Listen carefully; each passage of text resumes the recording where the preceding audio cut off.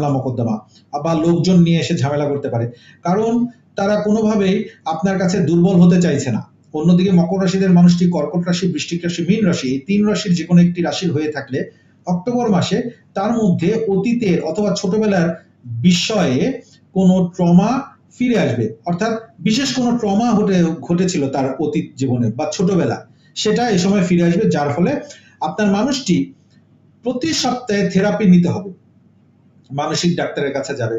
বা থেরাপিস্ট থাকে তাদের কাছে থেরাপি নিবে। তবে আপনার মানুষটি যেই রাশিরই হোক না কেন, তার মানসিক সমস্যা থেকে থাকলে অক্টোবর মাসে তা বৃদ্ধি পাবে এবং সমস্ত কিছু সে তার এই মানসিক সমস্যার জন্য সে আপনার জীবনটাও পণ্ড করে দিবে। তবে বন্ধুরা, মকর রাশিদের গ্রহণযোগ্যতা যদি তাদের মানুষটির কাছে অত্যন্ত বেশি থাকে,